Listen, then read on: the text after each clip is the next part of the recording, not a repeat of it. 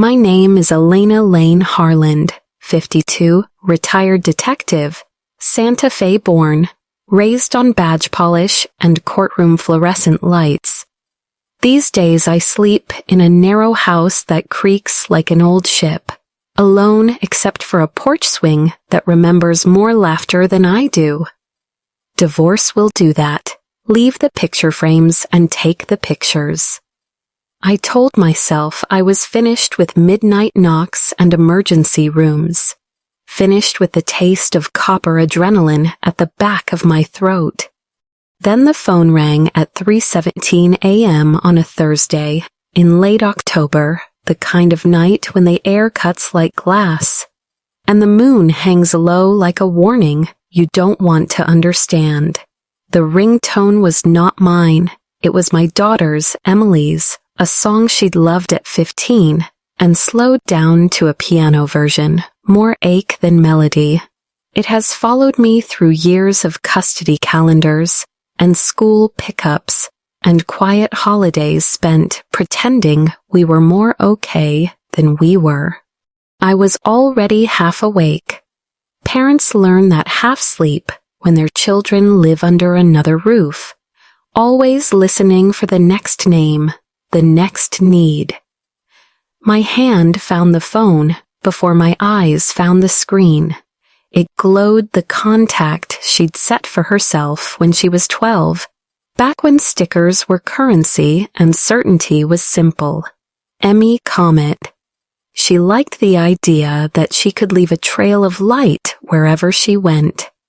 Mom, her voice was a torn whisper, threadbare with fear. I heard it beneath the hum of institutional lights, that gasping fluorescent throb particular to stations, hospitals, and places where ordinary nights go to break. I'm at the police station. She hit me. Victoria. She's telling them I attacked her. They believe her. The words came like ice water, straight into the spine, shocking me awake past the point of return. My body moved on a muscle memory nobody ever wants to keep. Jeans, boots, the old leather jacket from the academy years, frayed cuffs, faint gun oil, a scar along the right pocket where a suspect's wristwatch once snagged and left a reminder. I shoved my hair under a wool cap, pressed the phone between ear and shoulder, tried to steady my voice for her. "Listen to me, Em," I said, and caught the tremble I didn't want her to hear. "Don't say another word there until I arrive. Not one. I'm on my way." "She said I'm hysterical," Emily whispered. They looked at me like I was a problem to file, not a person. "There's blood on my hoodie." The line clicked. Silence. 319 glared up at me, indifferent. Silence is a liar at that hour. It always promises nothing worse is coming. I grabbed keys and wallet and the box of self-control I've kept locked since I turned in my badge, and I walked into a night that smelled like frost and cut grass and the metal of my own impatience. The streets were mostly empty, the city crouched and holding its breath, the way it does before weather or after wreckage. Every red light felt like punctuation from a petty god. Every shadow jumped the way shadows do when you're cataloging outcomes in a brain trained to see the worst first. Midtown Precinct sits on a block that never sleeps, a diner that serves coffee with burnt edges, a bail bonds office that blinks neon repentance, a mural peeling into confetti behind a chain-link fence. The station's light spilled onto wet pavement in a square of judgment I have walked through more times than I can count. I parked crooked across 2 spaces and didn't care, because there are nights you measure yourself in seconds, not civility. Inside, coffee gone bitter on a hot plate, bleach in the seams of the tiles, printer heat, the whisper of paper that wants to be believed. If you've never stood in a police station after midnight, it's hard to describe how sound behaves there. Even breathing can echo. Maybe that's why people tell on themselves in rooms with one-way glass. Loneliness makes a strange microphone. Behind the front desk sat Sergeant Mallory, who once loaned me a hair tie during a 12-hour shift and never let me forget it. Her eyes flicked up, and in them I watched recognition become apology in a single heartbeat. "Harland," she said, voice lowered, and tipped her chin toward the holding area. There was pity on her face, the kind that knows and cannot yet fix. I caught sight of Emily before anything else. Your child is visible from distances that no ruler can measure. She was on a metal bench, knees drawn up, one wrist cinched to a rail with a plastic zip tie that had already carved angry red rings into soft skin. She had my cheekbones. Tonight, one of them was a bruise. The color of a plum ripened too quickly. Dried blood webbed above her eyebrow. The hoodie she wore had been mine once, navy, property of Mom, cracking across the chest, like a joke that was no longer funny. A sleeve hung torn, the fabric ragged, as if a hungry mouth had taken a bite and decided against it. Her right eye was swelling shut in a slow, obscene punctuation of everything we had failed to prevent. Across the room, composed like a photograph carefully staged, stood Victoria Lang. 6 feet, tailored camel coat, white blouse that made the flecks of red at the collar look accidental and therefore forgivable. She had that kind of beauty that rehearses for mirrors. A mouth held just so, a tilt to the chin that reads both delicate and defiant. Her lower lip was split, a neat theatrical wound. A shallow scratch grazed her jaw like a line drawn for emphasis. She folded her arms, leaned on the counter, and wore the expression of a woman prepared to be believed. I had once told Emily's father, my ex-husband, that Victoria's laugh didn't quite reach her eyes. He had said I was jealous. I had said nothing after that. Because ex-wives who speak look like they're asking for a fight, even when they're begging for a pause. A young officer approached me, his badge catching the light. J. Carter, early 20s. Adam's apple bobbing like he'd swallowed guilt whole. He fumbled a clipboard. The papers lifted and fluttered, small birds startled into flight by nothing more than seeing me. "Miss Harland," he said, and the second syllable cracked. I'm sorry, I didn't know." Didn't know what? That I was the mother, not the myth? That I spent 22 years teaching rooms like this one? How to tell a victim from a performance? How to read the silence between sentences? That behind every neat report, there is a messy house, and behind every clean bruise, there are dirty hands that won't show up in a photograph? He looked past me toward the holding bench, toward Emily rubbing her wrist against the zip tie, as if she could erase the plastic's memory of her, and I saw in his face the dawning of something that matters more than protocol. Not fear, not deference. The realization that the story he walked into had more pages than he'd counted. "Cut her loose," I said, not loud. "You learn to make a voice thin as wire and just as strong. She's not going anywhere but with me." He hesitated, eyes sliding toward Sergeant Mallory's station.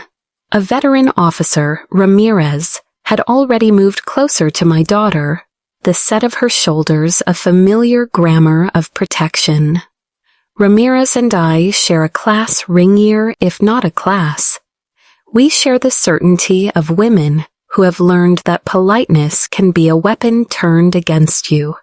She produced a small blade and in one sure motion sliced the plastic. Emily flinched at the tiny snap and then stood straight, the way children do when they are bargaining with their own knees. She met me halfway, and I took her face in both my hands because hands are steady before hearts are. "Mom," she said, and the word was a release valve. Her whole body shook, the tremor of a bridge that has held too much weight for too long. "Breathe," I told her. "We're here now." From the far counter, Victoria cleared her throat.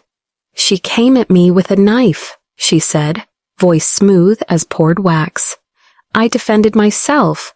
I won't be slandered because a teenager doesn't like rules." Carter's jaw worked. He leaned closer to me, the smell of station paper and nervous sweat familiar as old cases. "Ma'am," he whispered, "there's audio from your daughter's phone and hallway cam. It doesn't match what Ms. Lang reported." I nodded once. The body remembers procedure.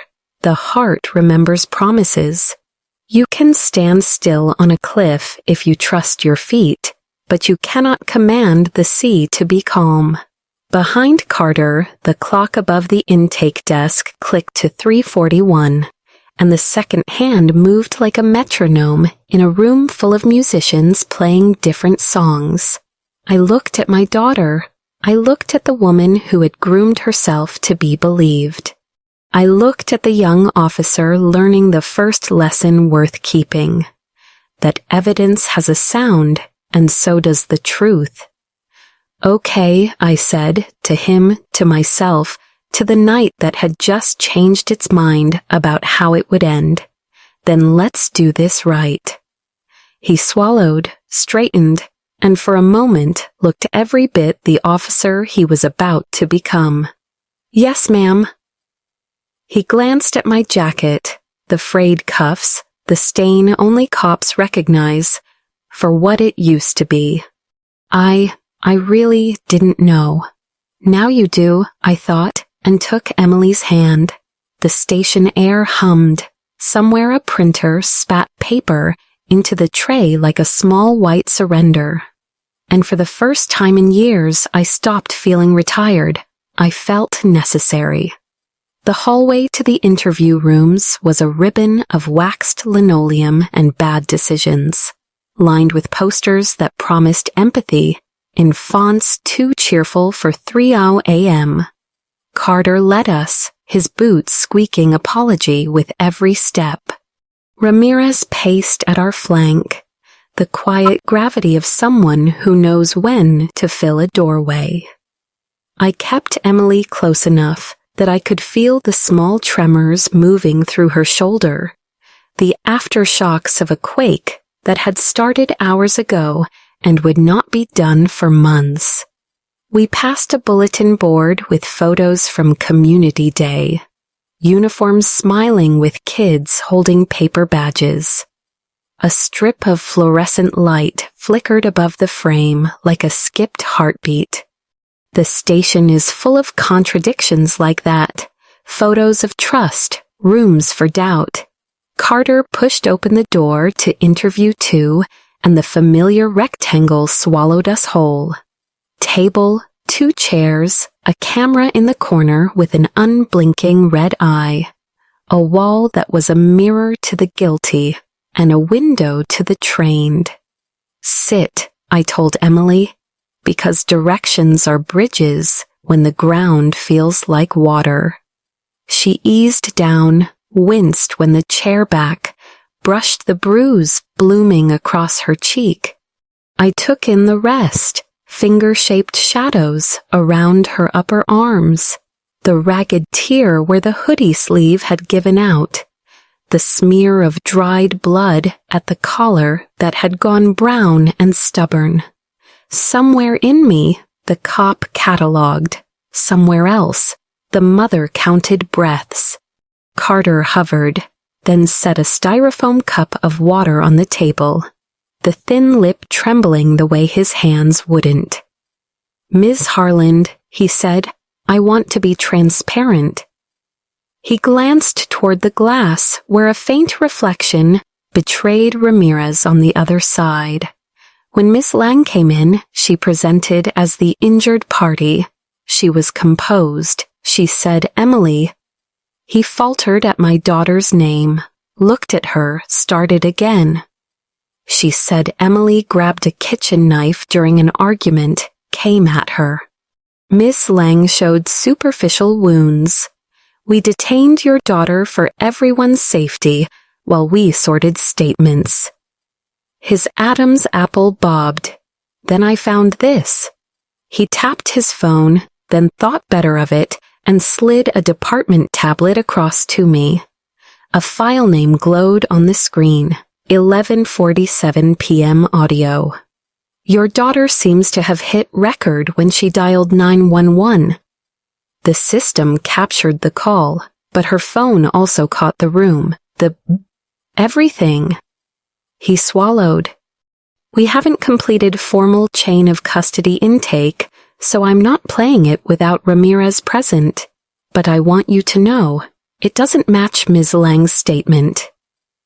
Emily's fingers tightened around the water cup until the flimsy foam dimpled. She turned off the breaker, she said, barely sound. Right before the kitchen went dark, that's when, hey! I touched her knuckles the way I used to when she was small and convinced thunder was a personal vendetta. You don't have to carry it alone. Not in here. A soft knock and Ramirez entered, a tablet of her own tucked under one arm, a triangular blade in the other. She placed the blade on the table, not a weapon but a symbol. We cut restraints here, not corners. Harland, she said, a nod that was as close to a hug as this room allowed. To Emily, I'm Officer Ramirez, you're safe. We're going to document this properly. Victoria appeared in the doorway behind her, bracketed by a second officer I didn't know, posture arranged into dignified harm. Even the smear on her lip looked curated, the way some people place a fallen strand of hair and call it effortless. Am I to be confronted? She asked crisply, eyes sweeping the room and only briefly snagging on me. An old rival she thought she'd replaced in photographs. I came here voluntarily. I've been nothing but cooperative. You gave a statement, Ramirez said, voice flat enough to be a table. Now we're verifying evidence. Please wait outside. Victoria's gaze slid to Emily with clinical detachment. The way you would look at a stain you meant to claim was there before you. It's a shame, she said, too gently. When teenagers escalate, I hope you get the help you need. Emily flinched as if words could slap. I held her with my eyes and didn't let mine move to the woman in the doorway.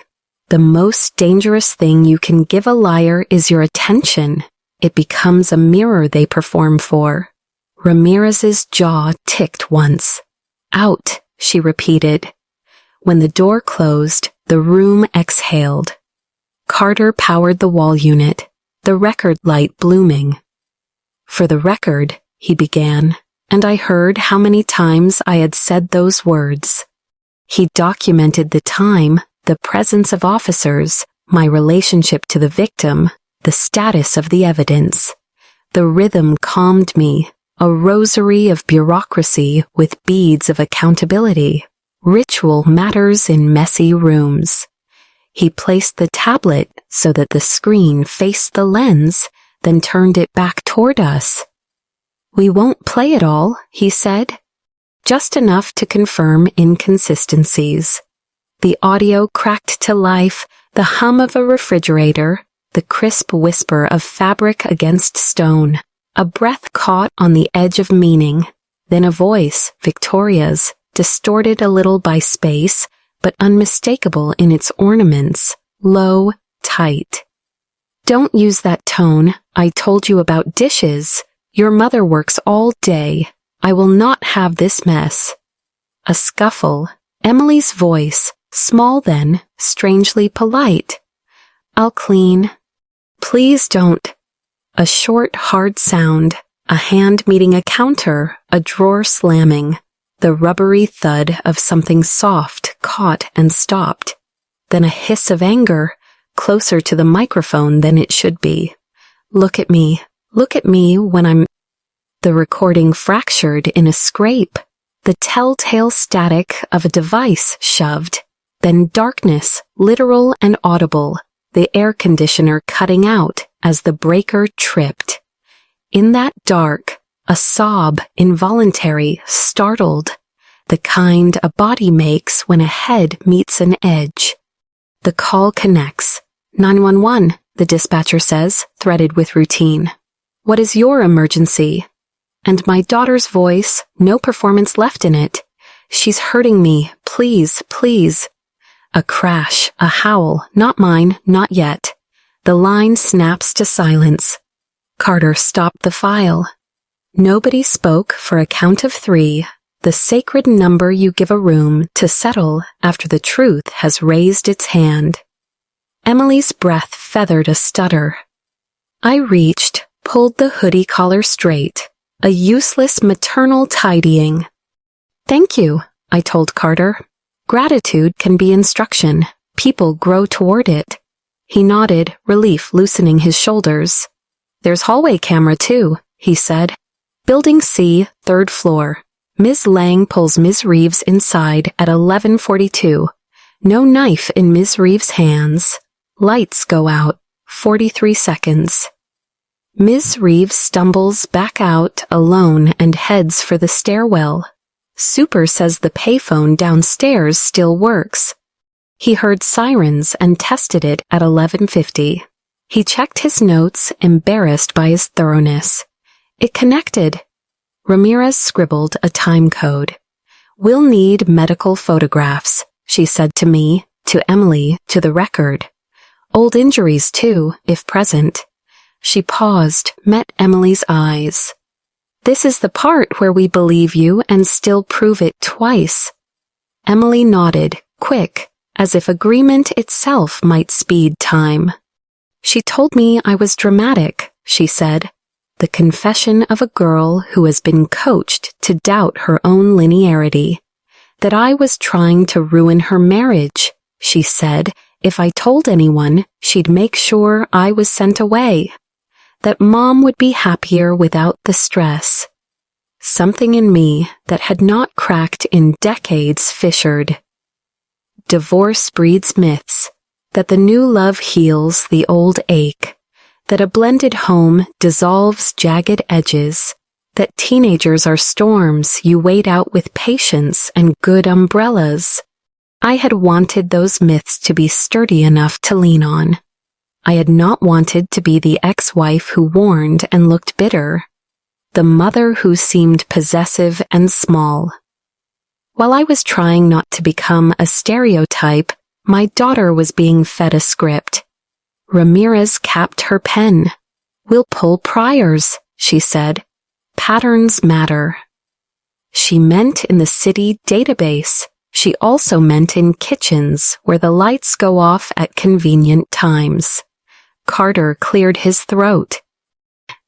Ms. Harland, I need to say, my preliminary report flagged possible self-defense for Ms. Lang. Shame colored his cheeks. That will be amended. Do the right thing next, I said, letting him keep his dignity so he'd have something to climb with. People make better choices when the floor doesn't give out. He blinked, surprised by mercy in a room that usually traded in judgment. Yes, ma'am. A knock. Sergeant Mallory stuck her head in, eyes on Ramirez. Watch commander is up, she said. Wants you. Her gaze flicked to me. We're routing CPS and an ER team. Monica Alvarez is on call at the DA's office tonight. Names like tethers. Monica had stood beside me years ago through a home invasion string that ate the winter.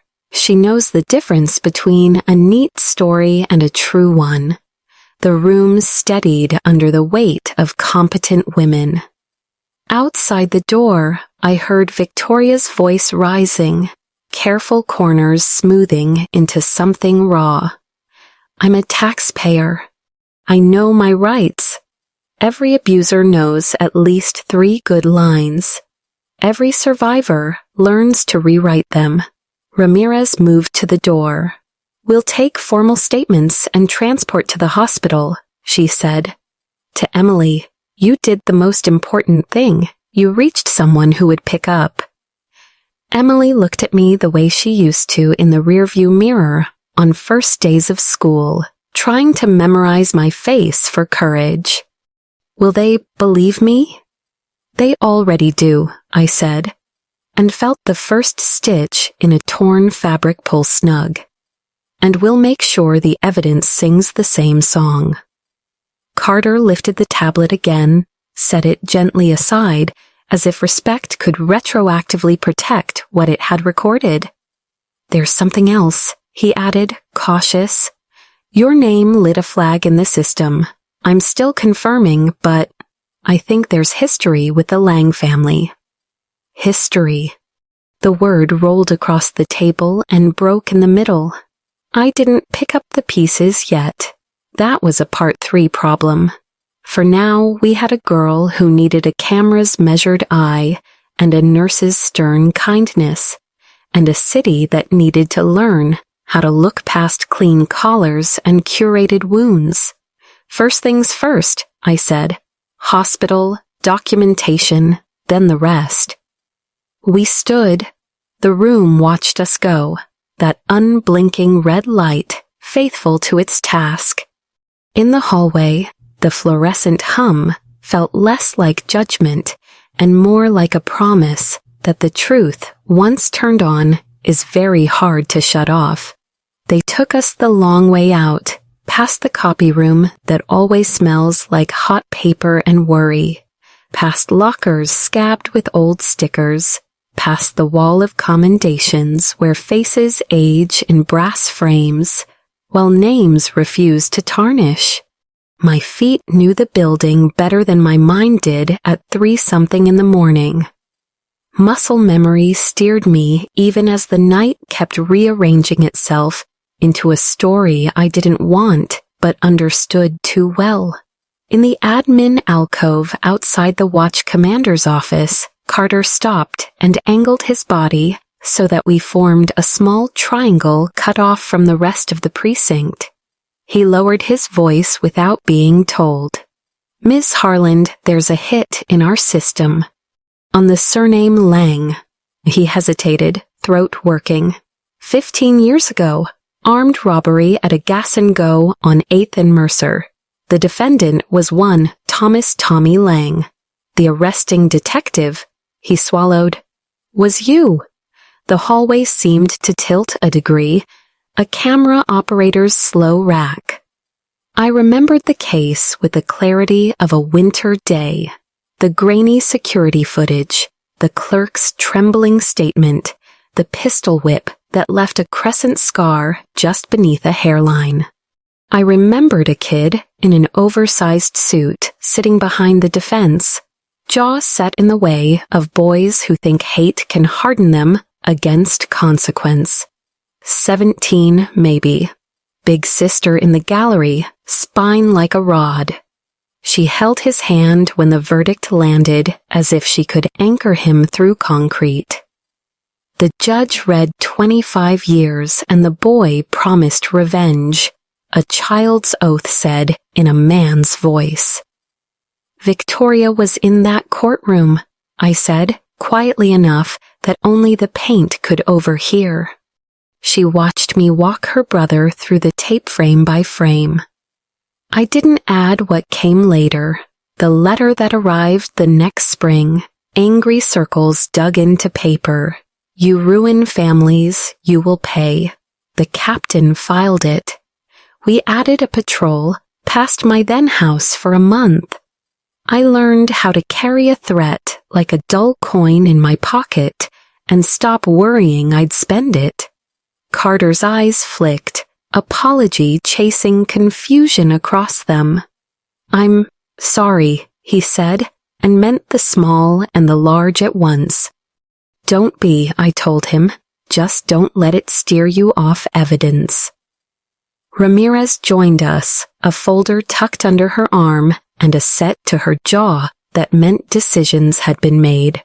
"Watch Commander heard the audio, saw the hall cam stills," she said. "We have sufficient probable cause." She angled her head toward processing. "We're taking Ms. Lang into custody." It should have felt like relief. It felt like gravity reasserting itself after a long drop. We moved as a unit down the corridor toward the intake desk. Victoria stood where we'd left her, posture engineered for the camera she assumed would be watching. She turned at our approach, saw the shape of the moment in Ramirez's shoulders, and something in her face unbuttoned. Not panic, calculation tightening into something meaner. "Ms. Lang," Ramirez said, voice calibrated to courtroom playback. "You are under arrest for assault in the 2nd degree, filing a false report, witness intimidation, and destruction of evidence. Place your hands where I can see them." The room inhaled. Papers stopped whispering. Keys stopped chiming. I reached with one hand for Emily, and with the other for the railing that has steadied 1,000 shakier parents than me. Victoria laughed, a short, brittle sound. "For a bruise and a tantrum," she said. "You can't be serious." Carter moved to her flank with the cautious choreography of someone who does not want to be a headline. "Hands," he repeated, not unkind. Victoria's gaze cut to me, and the mask came off. Hatred can age into style, but up close it's still a blunt instrument. "You finally got what you wanted," she said, almost conversational. "A reason to make me the monster. You've always needed a foil for your little martyrdom." Emily flinched. I kept my eyes on my daughter. "This isn't my stage," I said, to no one and everyone. "It's hers." "Hands," Ramirez said again. This time it wasn't a request. Victoria lifted them, slow enough to suggest she was doing us all a favor. Ramirez spun her fingers down, the way we do to protect wrists and egos both, and secured the cuffs, not plastic now. Steel. The click is the same anywhere in America. I have heard it in kitchens and alleys and quiet living rooms with thick rugs in houses where nothing bad was supposed to happen. The sound lands like punctuation you can't edit out. As Carter began the rites, Victoria twisted, not for the exit, not toward authority, but toward Emily. A sudden torque of body that revealed the gap between performance and impulse. The sound that left her throat wasn't language. Rage sheds grammar. I moved before thought could catch up, shoulder square, a block that turned her trajectory into a graceless rebound against cinder block. She blinked at the wall as if it had insulted her. Ramirez finished the cuffs with finality. "Don't touch my daughter again," I said, not loud, the words a floor more than a threat. They led Victoria toward processing. As she passed the desk, she threw a look over her shoulder that would have set Tinder alight. "This isn't over," she said, almost cheerful. "You don't get to write the ending just because you like the sound of your own voice." "Ma'am," Carter said, the last syllable clipped, not with disrespect, but fatigue. "You have the right to remain silent." She laughed again and did not use it. The room started breathing. Phones resumed ringing in their bored voices. An old printer resumed spitting out warrants and warnings. Sergeant Mallory handed me a clipboard, as if the universe needed to remain aesthetically consistent. "CPS is en route," she said. "ER team can meet you at county. Alvarez is already pulling priors." As if summoned, Monica's name lit my phone a moment later. "Lane," she said when I answered, dispensing with the politeness of time. "I've heard the audio, I've seen the stills. We are going to move on this." Her voice warmed by 1 degree. "How's Emily?" "Bruised," I said. "Scared, telling the truth even when it hurts." "Good," Monica said. "That's the part I can't teach. Get her to county." "Full documentation. I'll put a no contact request in place before dawn. We'll argue no bond on flight and retaliation risk, and Lane." Her tone softened. "You did the right thing by coming in as her mother, not her badge." I ended the call and found Carter standing a careful distance away, as if he'd learned how to give a family both witness and space.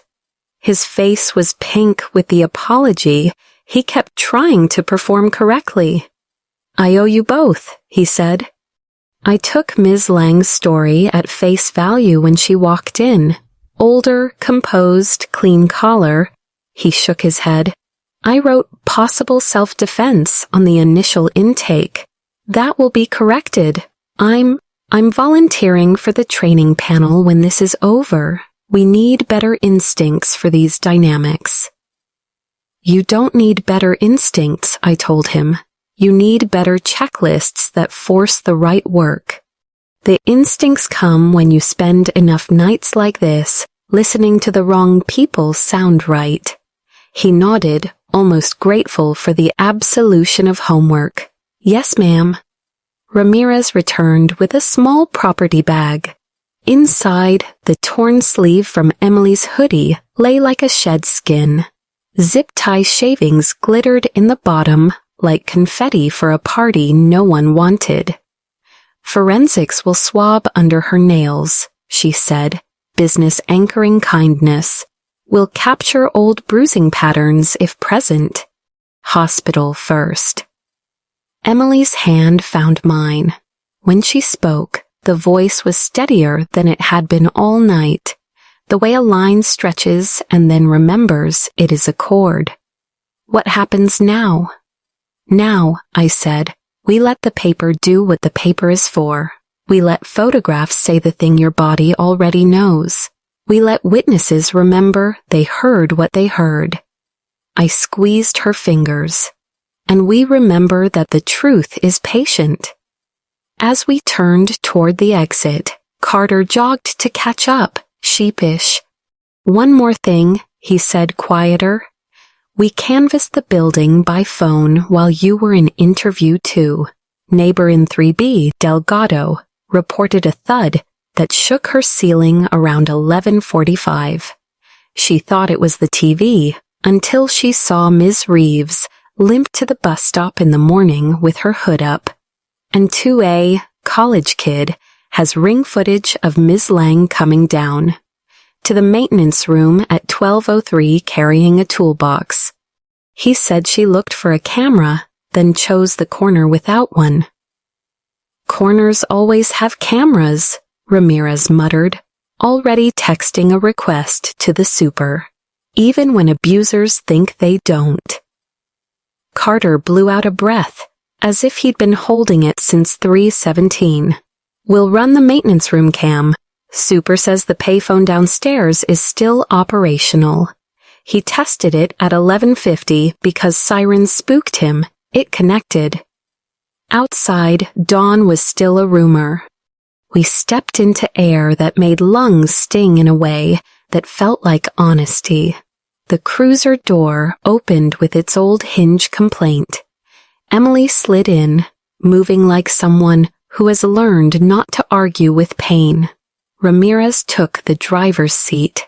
I settled beside my daughter because I could, because tonight I was a mother first, and the job could borrow my skills without renting my soul. As we pulled away from the curb, I glanced back through the glass. In the bay beyond intake, Victoria stood in profile, cuffed and still staging, even for an audience of one board camera and a tired cop. Her mouth moved. I couldn't hear the words. I knew their shape anyway. This isn't over. It never is, not really. But it had turned. The wheel had caught. The story had stopped being a private tragedy and started being a public record. I took Emily's hand again. Her palm was cold and damp and stubbornly alive. Hospital, I said, as if naming the next thing made it easier to reach. Then home. She leaned her head to the window and watched the precinct lights recede. Will they keep her away from us? She asked.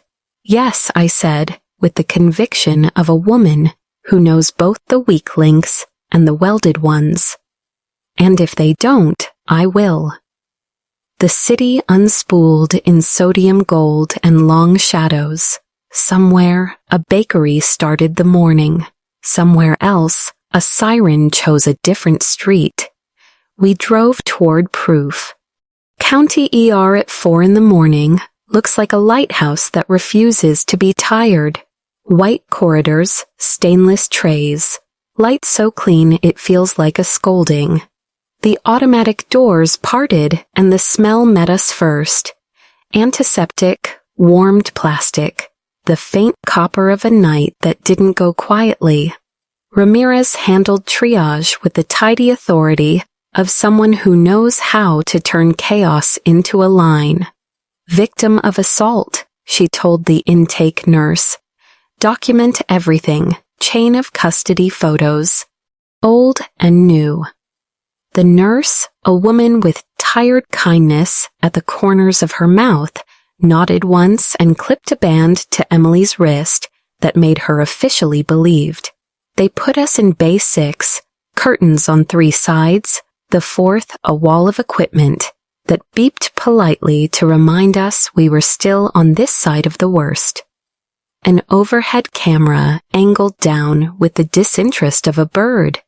A resident stepped in to take vitals, then a nurse with a DSLR and a laminated checklist. Wide shot, medium, close up, include scale, include date stamp, include her name. The lens clicked like a patient metronome.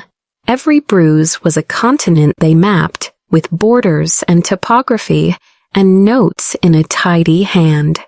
The cheekbone stain had deepened, a storm system moving across her face. The lip was split in 2 places, one with a narrow flap of skin that needed to be trimmed. Fingermark constellations ringed her upper arms, ovals too exact to be coincidence. The ragged scrape along her temple spoke the grammar of marble meeting bone. Hold still, honey, the nurse said when Emily flinched at the flash. We're not taking your picture. We're taking your evidence. Ramirez stood at the curtain's gap, her profile an alert parenthesis.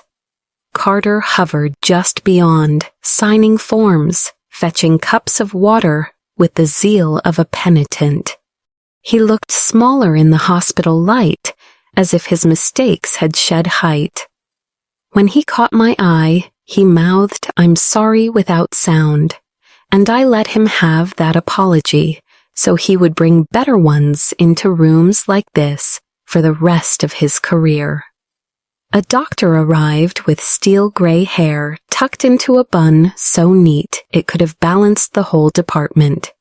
Her name tag read Dr. Ashwin. She introduced herself to Emily first, knelt to eye level, explained each step before she touched a thing. Consent is medicine. We're going to take x-rays, she said. Head CT if you have any dizziness or vomiting. I'll palpate your ribs and check for tenderness that doesn't show right away. I'm fine, Emily said automatically, the way girls are taught to be. It's not as bad as it looks. It usually is, Dr. Ashwin said, not unkind, and pressed her thumbs lightly. listening to pain's secret language. When Emily gasped at the third rib on the left, the doctor didn't say gotcha or brave girl. She said, there it is, as if she were finding a landmark on a map she'd been taught in school. We'll get imaging. They took my daughter down corridors too bright to have memories. I stayed behind with a sink, and my hands and a hoodie the color of the ocean at night. It lay on the tray like an animal that had barely escaped the trap. The smear at the collar had dried into obedience. The sleeve gaped a mouth where someone else's temper had bitten through. I turned the tap. Water ran hot and hopeful. I worked a bar of hospital soap into the fabric, gentle circles the way you wash a newborn. Blood lifts reluctantly, but it does lift. People make it carry shame it doesn't own. I refuse to. The pink ran like watercolor toward the drain, diluted, then gone. A small mercy, a ritual that meant nothing to the chain of custody forms and everything to my mother's soul. When I wrung the cotton out, it took 2 hands. Grief is heavier when wet.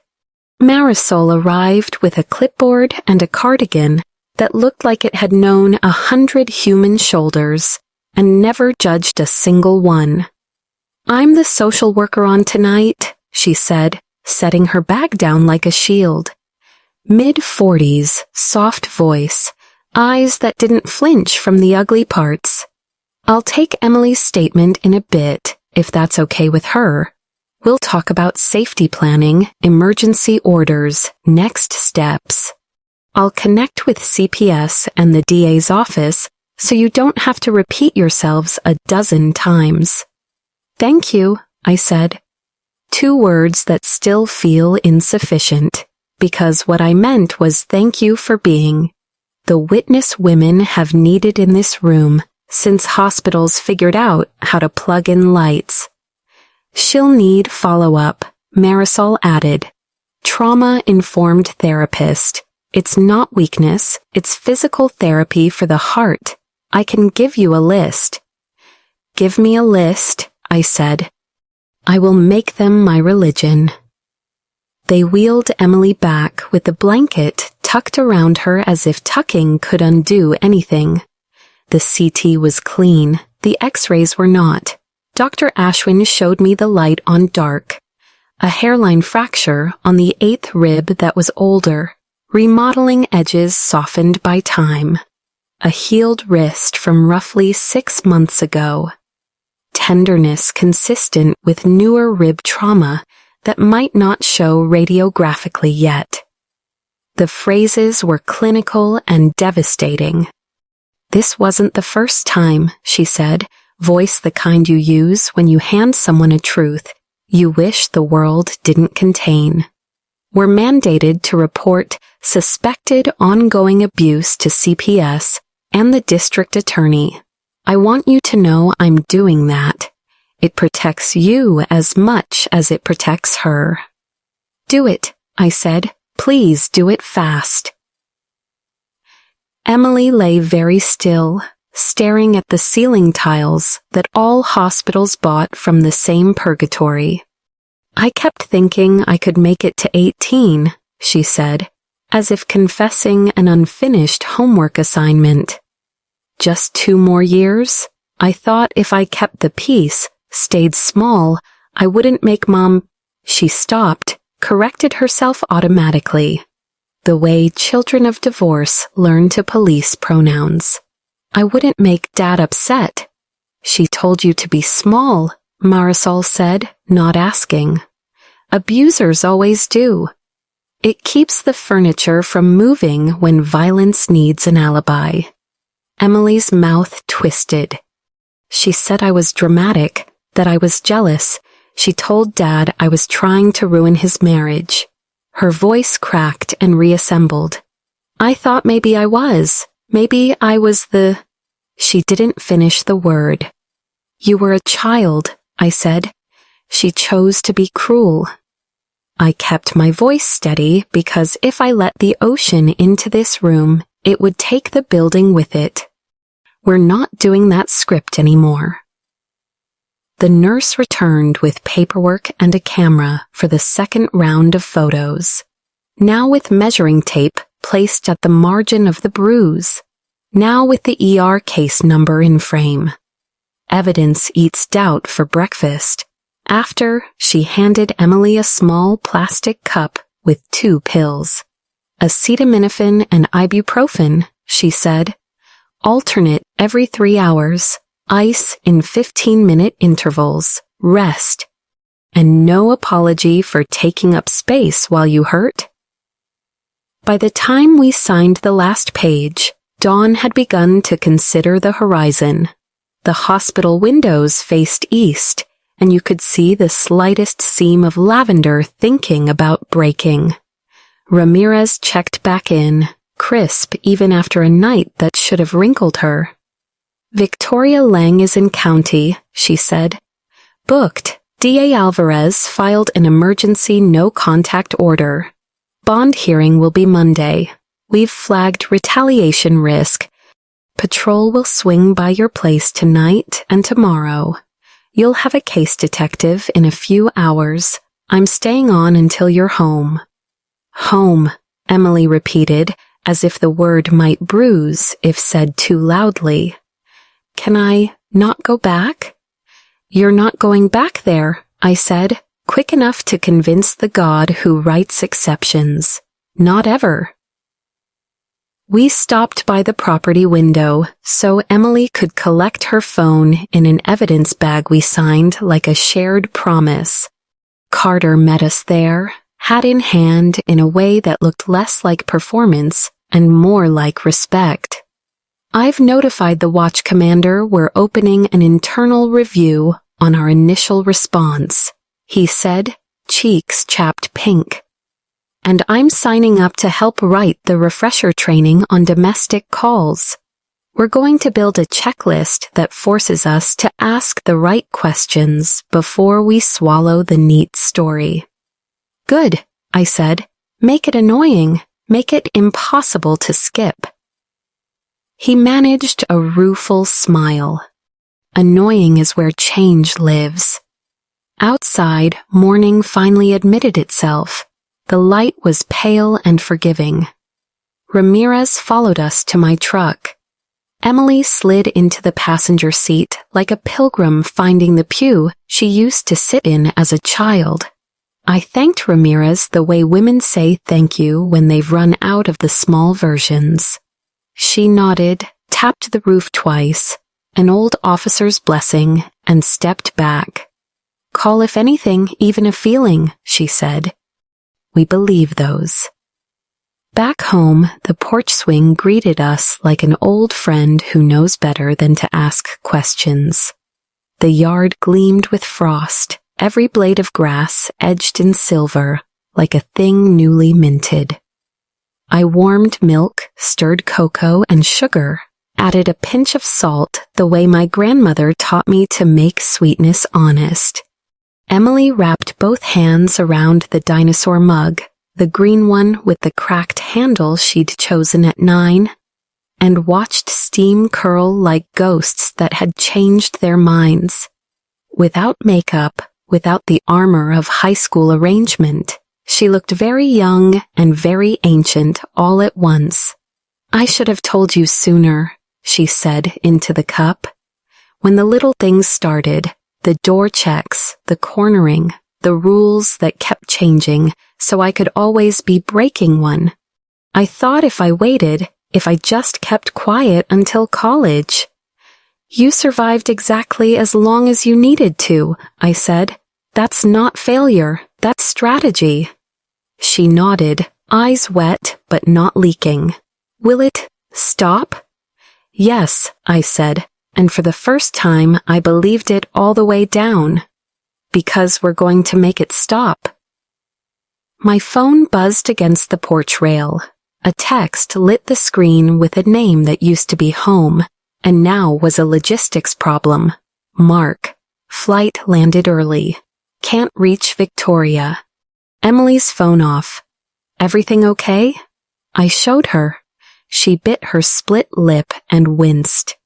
He'll say I'm making a scene, she whispered, the old script reaching out like ivy. Then we'll give him the scene he can't ignore, I said, and set the phone face down. But not now. Now you drink, and you rest, and you memorize how safe feels so you can complain accurately if it ever changes. The sky shifted from lavender to a soft, stubborn blue. Inside, the house had that morning quiet that used to feel like loss, and now felt like possibility. I pulled a spare blanket from the back of the couch and tucked it around her shoulders. The hoodie, washed and still damp at the collar, hung on a chair to dry, darker in patches that would lighten with time. Most things do if you don't keep adding new stains. Emily leaned back, eyes half closed, the cup a small furnace between her palms. Thank you, she said, as if gratitude could cover an ocean. Always, I said, and sat beside her while the porch swing drew slow arcs in air that finally did not smell like a station. Mark arrived just after noon, suitcase still wheeling on its own momentum down my walkway. The frantic cadence of a man landing in the wrong chapter. He looked smaller in daylight than he ever did in argument, red-eyed from a red eye, hair shoved into a compromise. Where is she? He asked without greeting, voice already threaded with defense. Fathers arrive like that sometimes, late to the fire, blaming the smoke. Inside, I said, keeping my shoulders between him and the living room. Sleeping, hospital meds, don't wake her. He tried to look past me. I didn't move, he didn't push. A muscle fluttered in his cheek, the one that used to go soft when Emily was a toddler and pronounced spaghetti with 3 extra syllables. I can't reach Victoria, he said, as if the sentence itself might absolve him. Her phone? She's in county, I said. The words cleared the air like a hard wind. Booked for felony assault, false report, witness intimidation, destruction of evidence. Emergency no contact order is in place. DA Alvarez is filing for no bond at the hearing on Monday. The porch held the silence with us. Somewhere down the block, a dog decided the mailman existed. Mark's face rearranged, astonishment slamming into denial, denial colliding with shame. Lane, he said, and my name sounded like a question he didn't have time to phrase. Victoria said Emily was dramatic, I offered. Jealous, trying to ruin your marriage. I kept my voice steady. Fury is persuasive, but facts last longer. At 11:47 last night, Emily called 911. Her phone recorded the assault. The hallway camera in Building C shows Victoria dragging her inside at 11:42. The breaker was flipped. 43 seconds later, Emily stumbled out alone, bleeding, called from the payphone downstairs. The super tested the phone at 11:50 when he heard sirens. I paused long enough to let him see the picture. Neighbors heard a thud that shook their ceiling. A college kid in 2A has ring footage of Victoria heading to maintenance with a toolbox at 12:03. The kitchen knife was found in that toolbox behind paint cans, wiped. Emily's blood in the groove. Mark's hands rose, then fell, surrender without an officer. She told me, he stopped. A truth tried to get out, he let it. I wanted to believe her. I wanted to believe I'd finally made a home that didn't fall apart. Sometimes the neat story is the mess, I said. Sometimes the person who looks most composed spent all day rehearsing. I let him have the next breath. He took it and swayed, like oxygen was heavier than air. He nodded toward the door. Can I? He didn't finish. There are sentences that only make sense when your child is asleep and safe. In a while, I said. She'll wake hungry and sore, and the first thing she needs is to see you listen. He sat on the porch step. Men who thought they were building something often need to sit when they learn it wasn't a house. He stared at my frost-silvered lawn, as if it could offer jurisprudence. I missed it, he said finally, voice shredded. I missed it because I wanted peace more than I wanted truth. Plenty of us do, I said, gentler than I felt. Abusers calcify around what we want to be true. I settled beside him. The swing creaked our old rhythm. This is the part where you don't defend a past decision. You make a present one. He nodded, slow as thaw. What do you need me to do? Call Alvarez, tell her you support the no contact order and no bond. Pack a bag from the apartment that doesn't include a single item Victoria might claim. Cancel Emily's building access. Change your accounts. File for divorce. Serve her in lockup so there's no mistake. I turned to him. And when Emily wakes up, tell her you were wrong, and you're going to spend the rest of her childhood making that sentence useful. He swallowed. Okay. A word like a plank you test and decide will hold. Okay. Inside, the house stirred. Footsteps, the soft drag of a blanket, the tiny gasp a body makes when it remembers pain before memory reminds it why. Emily blinked at us from the doorway, hair a sleep tangled crown, hoodie collar still damp in the patch where my rinsing hadn't finished drying. Mark stood too fast and immediately corrected, as if his bones wanted to rush and his brain knew better. Hey, Em, he said, voice breaking on her nickname. Hey, she said, and hugged the blanket tighter, a queen refusing to give up her standard. Did you talk to Victoria? Her lips pressed white at the split. No, don't. I don't want to hear her version. She looked at me, then back at her father. I need you to believe mine. I do, he said without flourish. The simplicity landed like grace. I'm sorry, He stopped, reached for the right tense. I missed what I should have seen. That stops now. The next hours were ordinary in the way aftermaths are. Calls, emails, logistics. Monica texted court times and judge assignments. Ramirez pushed through a patrol drive-by schedule. Carter sent a formal apology that read less like performance and more like a commitment, attached to a screenshot of the draft domestic response checklist, Harland interim. He'd included boxes for hallway cam requests, breaker status confirmation, neighbor canvas timing, medical photograph directives, and a reminder that composure is not corroboration. I opened the image and felt something in my chest loosen. Systems learning is the closest thing we have to secular prayer. Witnesses began to surface.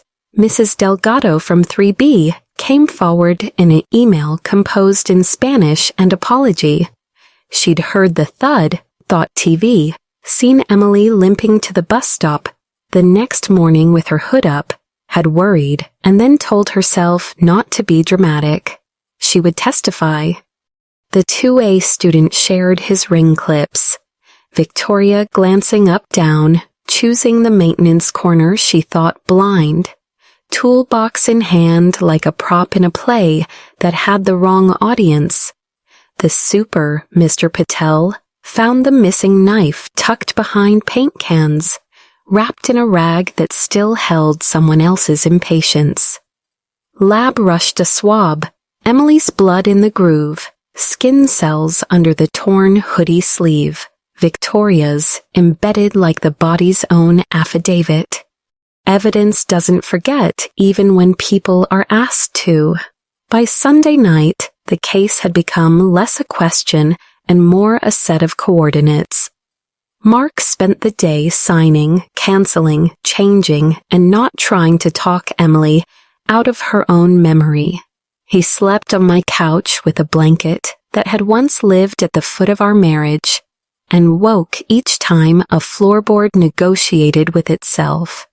In the morning, he put on the only suit he had left at the house that didn't smell like the person he no longer loved, and went with me to court. The bond hearing was short and seaworthy. Monica argued flight risk, retaliation risk, pattern risk. She said the words evenly, each a rung on a ladder, and handed up stills that made denial a small thing. The judge, who had seen worse and knew it, denied bond. Victoria's lawyer objected with a vocabulary honed on polished oak. The objection went on the record and did not change the outcome. When deputies led Victoria out, she smiled at me with all her teeth, a gesture that was supposed to count as power. I watched the cuffs catch the cuff of her blouse. Nothing ruins a clean line like consequence. We didn't celebrate. We went to County ER for a follow-up photo set, because time is the truest ruler of bruises. Dr. Ashwin clicked the lens without asking us to be brave about it. "You're healing," she said to Emily, making it sound like a fact and not praise. Marisol found us afterward with a paper packet, labeled safety planning and a page of therapists circled in pen. "Pick 3, she said. "First to call back wins. If the fit isn't right after 2 sessions, you switch. Fit is medicine, too." That afternoon, Mark signed divorce papers in my kitchen, the same table where Emily had stuck glitter hearts to her homework at 8 and scowled at algebra at 15. He didn't cry. Crying is not the only honest reaction to being wrong. Sometimes the truth makes you taller. He asked if he could look for a small rental 2 streets over, walking distance, but with a fence built on time. "I want to co-parent without editorializing your house," he said, finding a way to name the old habit of arguing even when agreement was the point. "Good," I said, "proximity without presumption." He smiled, wry, and texted a realtor. On Wednesday, Monica called with the offer we expected: 7 years, no parole for 5, guilty plea to assault. In the 2nd degree, false report, witness intimidation. Restraining orders permanent for Emily and by extension for our addresses. No contact includes digital, which is where cowards like to perform. Victoria took the plea on Friday at 9:12 a.m. without looking at the gallery. I watched the clock because there are times you want to know exactly when a story admits it won't get the ending it practiced. Emily moved her things into my spare room over that same weekend. We put a desk by the window that looks at my maple, strung lights across the ceiling because constellations help at 2 in the morning, and left the walls a soft sage green that feels like a beginning. She insisted on taping her band posters slightly crooked. "It makes them mine," she said, and I decided crooked could be our aesthetic for a while. Mark came by with a lamp he claimed was too bright for his new place. Emily rolled her eyes and kept it. Sunday night, we ate takeout on the floor because chairs felt like too much formality for the family we were rebuilding. Emily scrolled her phone and found a message from Carter on the precinct's public page. Domestic response training, citywide, new module pilot. The post mentioned audio evidence, hallway cams, breaker checks, documentation of old injuries, and a culture shift from composure as corroboration to pattern as proof. Anonymous case name. The comment section was blessedly boring. "You changed something," I told her. "We," she corrected, a crack of smile mending into a line. "You believed me first." Outside, the first early snow negotiated with the sky. Inside, my house inhaled like a body that had been braced too long. In the corner, the hoodie I'd washed hung fully dry now, darker only where the fabric itself remembered water. Most stains fade if you stop adding new ones. Winter did what winter does. It made every sound carry a little farther, and every promise feel louder. By January, the bruise on Emily's cheek had faded to a ghost stain. You could only see when the porch light hit, just so. But healing is bilingual. It speaks skin, and it speaks memory. The first week back at school, she woke at 2:11 a.m. with a scream so strangled it seemed embarrassed to exist. I was already moving because we had agreed on a rule. If the dark said her name, my feet did the rest. I knocked twice on her wall, our signal, then opened the door to the soft galaxy we'd strung across her ceiling. It looked like somebody had taught the stars to breathe. "I dreamed the breaker clicked," she said, hands fisted under her chin. "And no one believed the dark." "We do the easy things first," I told her, sitting on the floor with my back against the bed frame. "Name 5 things in the room."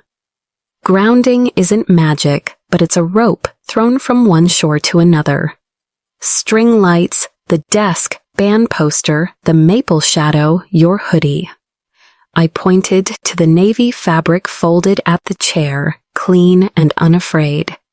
"Now 3 things you can touch, 2 you can hear, 1 you can smell." She inhaled. "Vanilla body spray," she whispered, almost smiling at herself. "Always vanilla." We added another rule after that night. 3 knocks from her if she needed me, 2 knocks back from me to say I was already on my way. It turned the wall into a telephone and the distance between our rooms into a promise with wood grain. Marisol kept her word with the list. We called 3 therapists. The first to respond was Dr. Singh, a woman who wore jewel-toned scarves and solved the problem of January by looking like a piece of spring. She didn't ask Emily to retell the pain for sport. She measured it, respected it, and taught her how to lift it with both hands so it hurt less when the day turned. Once, Emily came home quiet, slid past me and the dog-eared novel I pretend not to be reading, and went straight to her room. I waited in the kitchen with 2 spoons and the kind of ice cream that pretends to be medicine. 10 minutes later, she reappeared, hair damp at the temples, and announced from the hallway, "I do not owe my abuser an epilogue." It sounded like something Dr. Singh would say. Clean lines, no embroidery. I set the spoons down. "We'll etch it on the doorframe," I said. Mark proved that apologies are verbs. He moved into a little 1-bedroom 2 streets over, with yellow siding that looked friendlier than rent should allow. He came by with groceries on Thursdays and carried himself like a man who had misplaced authority and found responsibility instead. He didn't ask what therapy had covered or how many nightmares were left. He asked whether the math test needed quizzing and whether the desk chair wobbled. When he talked to the landlord about installing a second deadbolt, he didn't make a speech about safety. He texted me a photo of the screws and wrote, "Longer ones. Holds better." Carter showed up on a Saturday with a cardboard box and a sheepish grin. The box smelled like sugar and regret. Donuts, historically the currency of apology. He stood on my porch with his hat in his hand, as if he were auditioning for a metaphor. "Training's rolling out," he said, "citywide. We built the module. It forces us to do the work before we write the pretty story." He held up a stapled packet, the draft watermark still diagonal and earnest. Harland Protocol, interim checklist. The first page read, audio evidence, hallway cams, breaker status, prior complaints, sealed or withdrawn. Old injuries, payphone. You could feel the room at the station groaning already. You could also feel the future unlearning how to fail. He swallowed, suddenly younger. "Also, my sister. I needed your permission to say this. She's been in something bad. Your daughter messaged the precinct community page with hotline numbers. Marissa called one. She's safe now." His eyes went shiny and then professional again. "Tell Emily thank you, if that's okay." It was more than okay. Emily burst from the doorway like she had been waiting for a stage cue. She hugged Carter in a way that didn't ask whether it was allowed, and his hat fell, rolled along the porch boards like a coin, refusing to choose heads or tails. I pretended to scold them for upsetting the porch, and picked up the hat so I wouldn't have to wipe my eyes in front of young people who still believe tissues are for other people. By March, the Second Sight Parents Group met in the church basement on Tuesdays. 23 families at first, then more, drawn by coffee, cheap fluorescent light, and the profoundly radical idea that we could miss signs without becoming failures ourselves. We named it that because so many of us had needed a second look to see the pattern. We brought printouts of the Harland Protocol and argued productively about whether composure is not corroboration, should be in bold or italics. Both, we decided, never underestimate typography as a moral force. We learned, painfully and together, that respectability is a costume anyone can rent for an evening, and that humility is the only dress code that belongs on a parent's body. Spring arrived with its stubborn habit of forgiveness. The maple out front let go of helicopters that always make the sidewalk look like a procession. On a soft evening in April, Ramirez came by out of uniform, wearing jeans and the kind of smile you only see after a case has let go of your spine. We grilled vegetables we would later undersalt and told the story like we were building a fence, each plank set against the next in order. Ramirez admitted the thing veterans say when the room is safe. "I used to believe whoever looked like they'd practiced less. Turns out some people are just naturally theatrical when they're in pain." "Pain has range," I said, "and the untrained ear calls everything in the middle an act." In May, the school's debate coach emailed to ask if Emily would talk to the team about rhetoric and reality, specifically how to argue when the facts are on your side and the presentation is not. I sat in the audience with a coffee that had been brewed before sunrise and watched my daughter explain to a roomful of shiny teenagers why the right adjectives don't absolve the wrong verbs. She didn't mention Victoria. She didn't have to. The room took notes like the next trial was tomorrow. Summer meant late movies and early tomatoes and a graduation party we planned like a heist. We strung more lights through the maple, borrowed mismatched lawn chairs from neighbors who now texted us recipes and witness statements, and cued a playlist that made Mark groan theatrically, dad privilege, while I pretended to be allergic to anything recorded after 2010. Ramirez arrived with potato salad in a dish older than my career. Carter brought his sister, Marissa, who clung to Emily the way a swimmer holds the edge of a pool before pushing off toward the center for the first time. Monica Alvarez slipped in late, the way women with too many courtrooms do, and raised a paper cup in a toast that wasn't a speech. To the kid who reminded us that evidence is a verb. Near dusk, when the light does that slanting, generous thing that makes everyone look briefly forgiven, Emily tugged me toward the maple and pressed a small wooden box into my hands, sanded smooth. Hinge that sighed like something relieved. "Open it," she said, not bothering to hide the tremor of anticipation. Inside lay a silver keychain, oval, simple, honest, with Harland Protocol, etched on one side and on the back in letters small enough to require attention, for the ones who believe us. She watched my face with the terrible patience of a person who has loved you since before language. "I wanted to give you a badge," she said, "but this felt more like what we do. We keep doors closed that should be, and open the ones that need air." I hooked it to my truck keys and lifted the new weight. It clicked against the old metal like a handshake. Somewhere a neighbor's dog barked. Somewhere else a kid laughed the way kids do when somebody lets them keep the hose on too long. When darkness finally chose us, we sat in a tangle on the worn Persian rug I hadn't had the heart to replace. Me, Emily, Mark, Ramirez, even Carter, when he forgot to be official.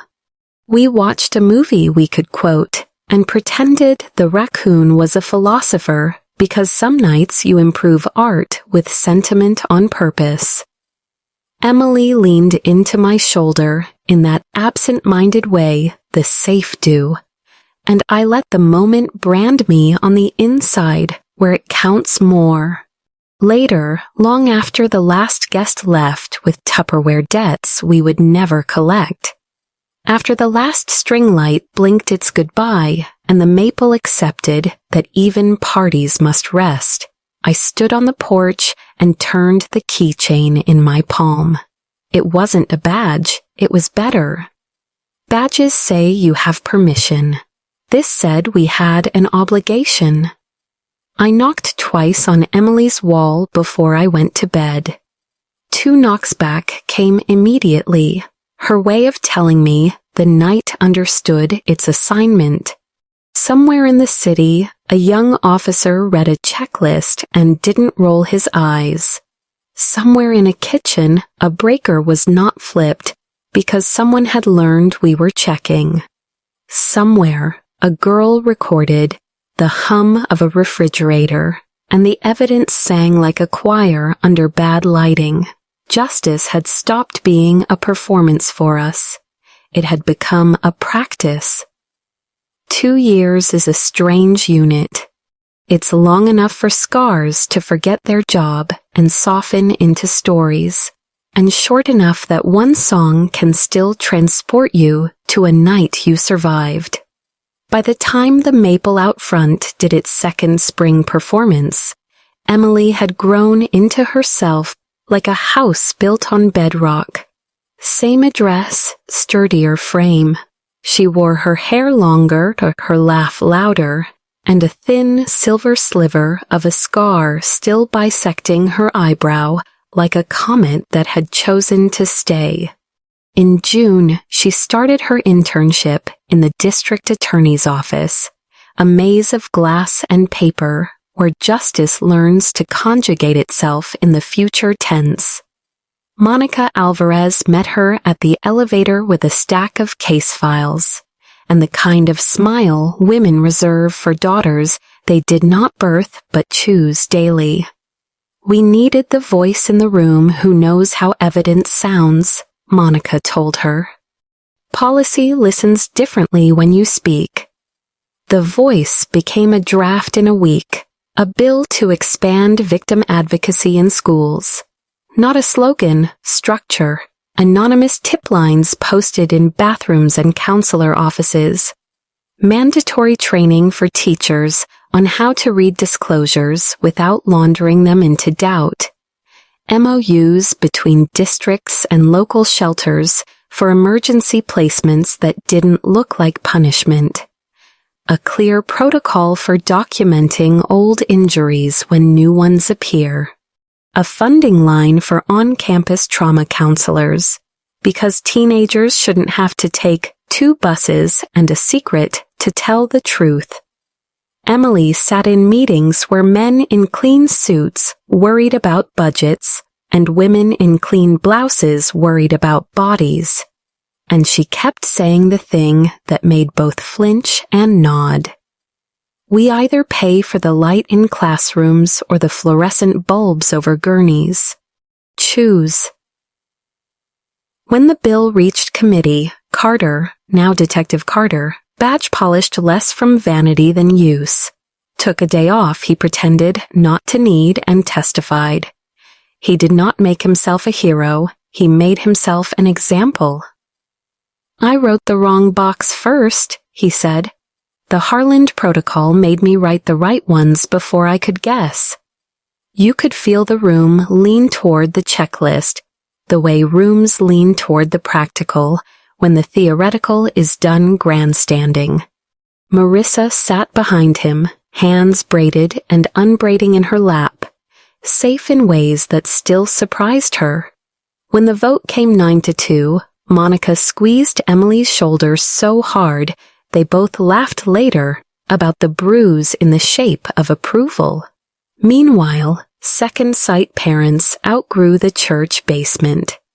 We moved to the community center gym with the terrible acoustics and the good parking. We learned to use microphones without apologizing for volume. Parents came with folded lists of questions, with legal pads of guilt, with receipts of ordinary days interrupted by disbelief. We gave them coffee, copies of the protocol, and the same 3 sentences until the sentences felt like furniture. You didn't fail because you were fooled. You succeed now because you returned to the room. You are allowed to get better at this in public. We argued politely about language, survivor versus victim, incident versus assault, discipline versus danger, and arrived at the only vocabulary that matters in emergencies: verbs, believe, document, report, protect, repeat.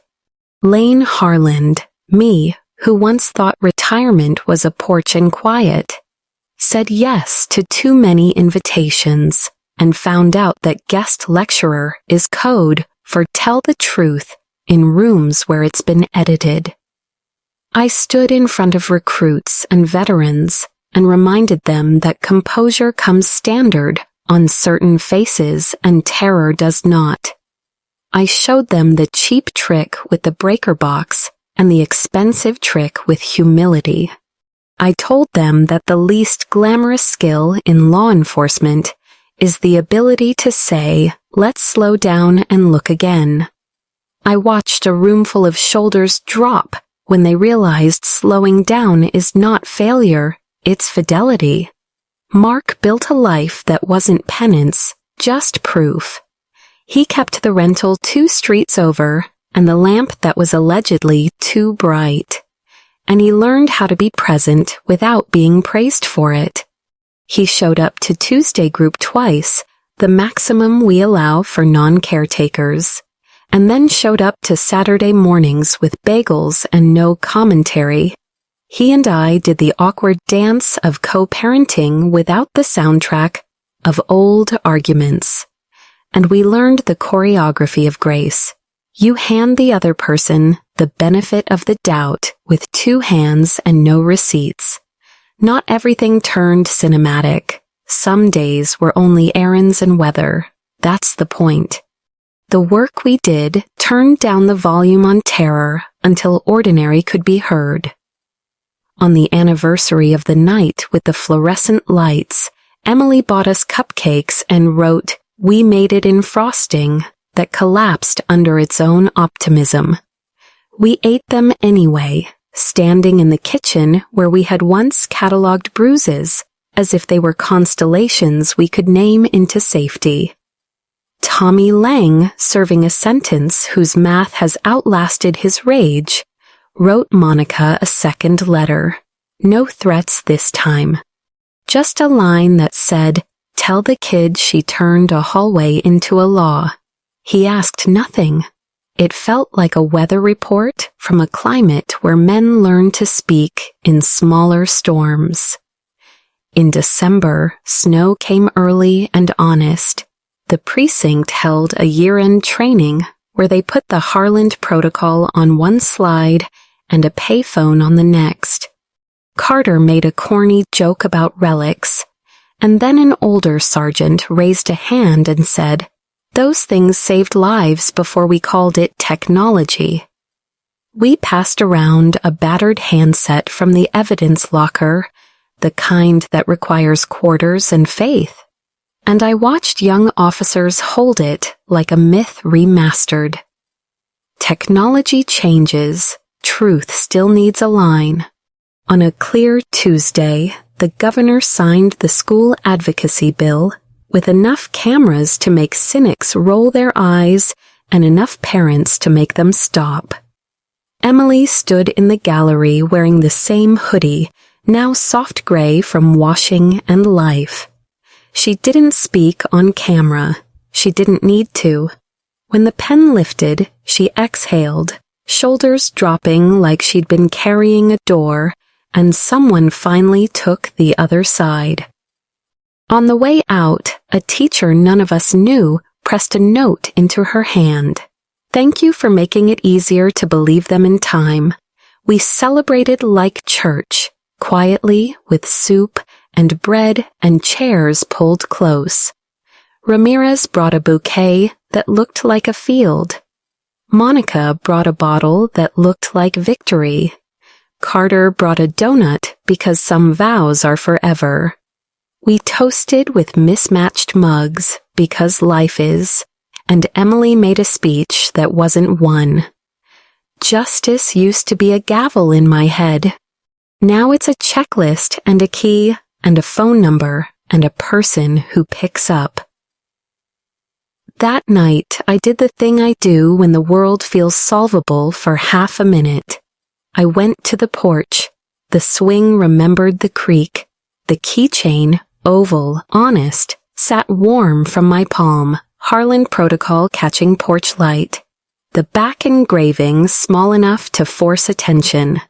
For the ones who believe us, I thumbed the edges until metal remembered flesh. Somewhere in the city, a young officer paused before writing hysterical, scratched it out, and wrote injured.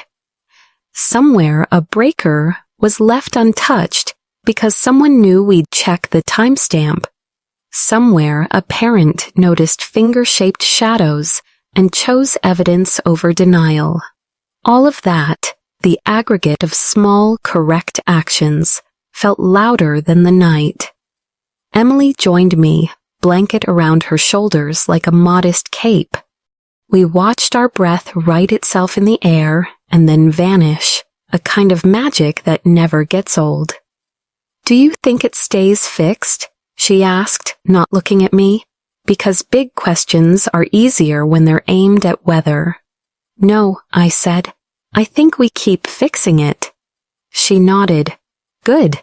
I don't want a world that stops moving. I want one that knows how to steer." We sat until the cold convinced our bones we were brave. Then we went inside, knocked twice on the wall like a superstition that turned out to be wisdom, and let the house hold us the way houses are supposed to. Before I slept, I put the keychain on my nightstand where badge polish used to live. It looked nothing like retirement and exactly like work I'm proud to keep doing. If you've carried us to the end of this story, thank you. May your nights be quiet, your homes gentle, and your families held in a kind of stubborn health that resists weather and worry. If this journey moved you, subscribe to hear more true, dramatic, documentary-tinged stories of vindication and change. Stories don't change laws on their own, but people who listen do.